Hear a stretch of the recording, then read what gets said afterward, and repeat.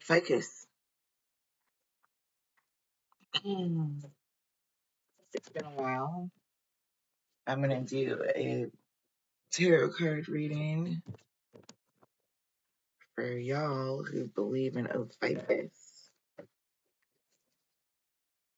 It occurred to me that each of the, zodiacs are kind of like a different god. So even if I don't believe in Ophiuchus, if there are people that do, why not do a reading for them, right? Better to have believed in Ophiuchus than not. Than not at all. Okay. I don't know. Yeah.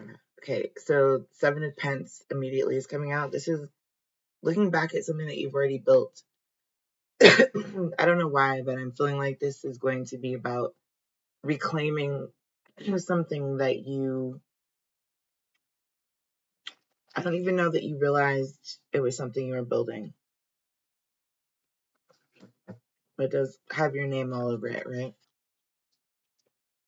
So here's the Page of Pence. This is innovation for the planet. So building an innovative idea for the entire world is kind of a big deal. Like let's just put that out there, right? And if that idea has anything to do with your DNA or experimentation or projects that are as of yet undisclosed to the general public, one of your job assignments or tasks would also include, this is going to be top of the read I'm pulling for here, some level of anonymity, but without any anonymity at all. Okay. So being able to exist successfully in two worlds where some individuals receive exactly the information that they're needing to receive, and other individuals receive a static, is what I want to say. It's the attic. It's the items in your attic that you put out on the street, and it's also the items in the attic that make the attic cozy, a warm, comfortable place that is receiving and the best of both worlds. A great view onto the street, perhaps. I mean, that's across the street from some type of park or whatever. I mean, like this is also forest, being able to tell the forest from the trees. So this is watching Dalmatians with their owners and saying, oh, these two dogs match their owners and they could also become a couple. That's the intuitive depth, is what I'm going to say about that. All I can really say about that at this time. I'm going to use the Enchanted Map Oracle cards. I'm going to give it a good shuffle here because I was using them earlier.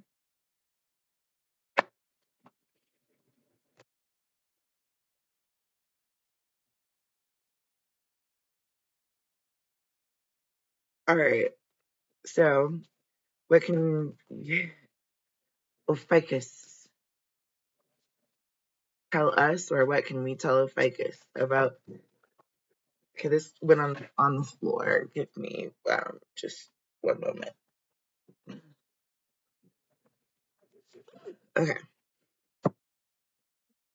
Commitment. Some giving yourself the commitment. Remember, I was saying that you're gonna claim something that you didn't even know you had possibly created. I'm seeing like that moment of a synapsis. It's a synaptic touch. It's it's a mental thing. It's not a physical thing at all. I'm saying this is gonna turn physical. Okay. Let me slow down a little bit and try to interpret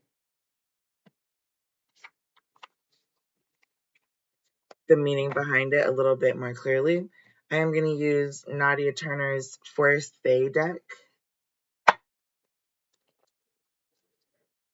This commitment is a commitment to emerge with kindness, to build kindness, to create um, using positive energy rather than negative energy. Kindness, focus, hope, and emerge. All of those things are a commitment. They're not things that come naturally to people. People lose their temper, fly off the handle, have temper tantrums, myself included. Want to have their way all the time, are very entitled, not very humble in general, and tend to have like kind of a two-faced mentality when it comes to these things. It's natural. Don't beat yourself up about it. Yeah, here's the silent one in reverse. This is living out loud. This is being unafraid to kill people with kindness. And I don't mean kill them literally, like drop dead. I mean literally just being able to see that other humans are also hurting. And that if you can understand that first and foremost, before you make any assumptions or judgments or whatever, then your hurt will disappear the moment that you're able to like reach out, touch faith, kind of. And that's the faith, is the faith in rebuilding whenever you've been knocked down. How many times do toddlers do this before they perfect their eye-hand coordination? That is the silence. It is not a silent venture. It is a struggle. It is you might not be making noise while you're building these blocks, but trust me, that skill set is something that will serve you silently or in a really big way. That's what creates cities, entire cities. Later on, you become an architect, maybe, with flying buttresses and gargoyles and blah blah. Okay, you understand what I mean? Like that's the innovation for the world. It's one tiny step for mankind, yes, but it's one huge step for the world. That's something to think about, Ophiuchus. That's your skill set, is being able to translate that into something that's like futuristic. Is something that people couldn't even fathom at this point. It's not even on their radar, if you will.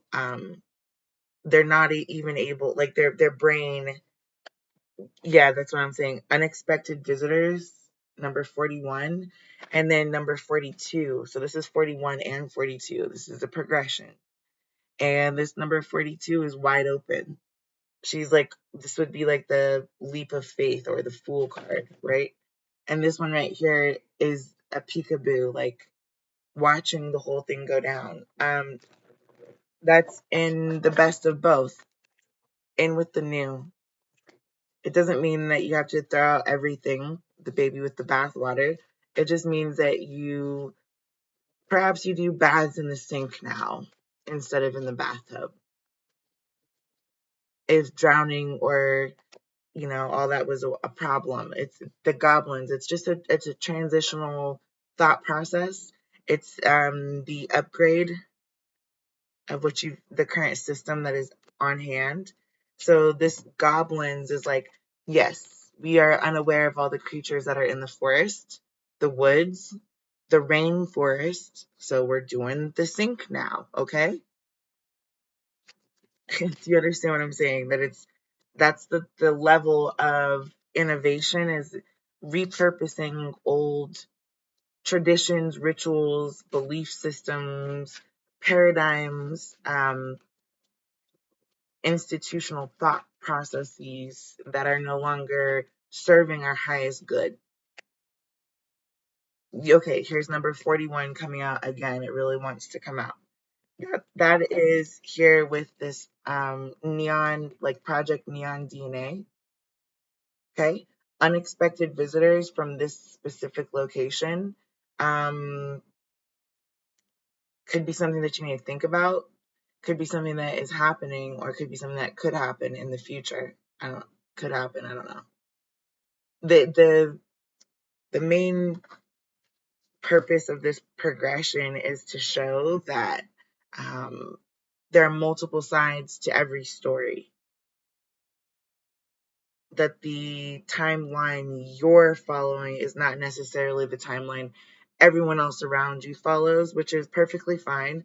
This is sad embrace. Yeah, it just means that it's almost like being a time traveler and being the only one that can see a certain projection that the whole world around you is also seeing, but that's what it is. There's a screen, and then there's a projector behind it, and then there's the whole reel.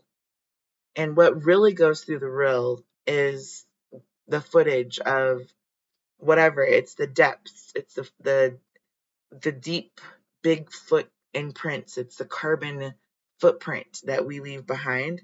And when you can see the magnitude of what you've built, kind of becoming really boisterous, a little bit too rambunctious. This is like I just there's like a lot of wild rumpus where the wild things are going on over here. Um, Let me use Nadia Turner's card again to get some clarification. So this is the North Wood Fae. Take time for hibernating and healing. This is in reverse. So the goblins, that is what I'm saying, is that there's something about the gnome. I don't know if you've ever seen that movie, The Gnome-mobile, but it's about selection of the fittest. It's about the people who can believe enough to hear the Polar Express bell, or to believe in the Tooth Fairy, or Santa Claus, or I think I just said that with the bell, right? Or unicorns, whatever, like weird Ophiuchus. If you believe in Ophiuchus, there are some fringe benefits that come along with befriending magic people, folks, individuals, and each of them have their own specific skill set. Away we fly. Yeah, it's like through the clouds. This is cloud 9, right? Um, they know how to navigate through cloud 9, and that is the project of being away. Like this, if you can see that this carriage is more or less the UFO, and she's already in the clouds. She's got her mantle. She's got a winged seer. It's kind of like Hermes, right? Anyway, there's a project afoot, and her DNA has something to do with it. Being able to see amongst that veil of like a higher mind, or what is being projected, versus the sad embrace of having to kind of out with the old and with the new. Sometimes that can kind of hurt a little bit. But once you rip the scab off, all you have left is a scar, and it doesn't hurt anymore. So that's just something to think about. Yeah, here we've got the Green Witch in reverse. So connect to the spirits and energy of your local landscape and seek enchantment. I do want to say this is the Enchanted Map deck, and it did come out in the upright. On the very, very bottom of the deck is the Hive in reverse. So this is the loneliness of being the blue man. It's I don't know if you've heard Eiffel 65, but it's being at the very top. It's really lonely at the top. There's not very much air at the very top of Everest. It makes you want to go blue in the face. There's a chilly kind of lonely understanding that when you've got a fully functional self on firing on both cylinders, right, at the very top, you're no longer enchanted by the same things that enchant everyone else. You can see through the illusion. So no, it doesn't have to do with the Illuminati, but there is a projection of an illusion that is something you can screen out for yourself. Your vision, or the life that you have envisioned for yourself versus the one that you've lived, perhaps has been um, fulfilling, yes, very much so, right? You got the green earth or the green witch and all this blue right here. So coinciding together, this is like a very prosperous earth, right? But when you've got to choose between land and sea, then you really wish that it was like ocean and, you know, terraforms. If you have to like verbalize it, there's not a good way to do so. Um, there's never really a good way to. I just see the little prince a lot. Like the imagery right here reminds me of the Little Prince, and kind of the lonely life he must live all by himself on this one planet that um, is both his planet, which is his place, his roses there, and everything that he needs to thrive and to survive and to live and to be his own beehive. But he doesn't have the pleasure of um, exploration until, you know, that weird bird with the weird beak came along and told him to go look outside of just his planet, that he should maybe catch a shooting star. So that's, I feel like that's where you're at, possibly, Ophiuchus. You're about to catch a shooting star. I was yeah. So I was just about to show you this. I was putting this down and this card flipped out. The Mandrake came out suddenly, just out of nowhere. So I guess it wanted to go with the Honey Mother and the upright. It's about sowing your wild oats. It's kind of like somebody is nudging you to go sow your wild oats. There's a movie called The Lobster on Netflix, and if you've never seen the No Mobile, go watch it. But it is about the gifted creatures of the world finding mates for themselves. So the wild rumpus is kind of similar. There are many different veins of thought, is what is coming to mind, and yours is important. You don't need to end. Oh, look at solitude. Look, I picked this up and solitude was right underneath it, but it's reflecting. So this man is reflecting about being alone. You could be thinking about your mortality right now, Ophiuchus, or maybe, you know, wanting to settle down eventually. That could be coming into the kind of peripheral vision of your mind. It doesn't mean that you're actively doing it. With this green witch in the reverse, I don't feel like you have a partner right now, but I feel like you do have like the drive, if you know what I mean, that you're kind of you're primed for that type of interaction at this point, perhaps. I don't know. Who knows? Anyway, hopefully that was somewhat helpful. Ophiuchus, until next time.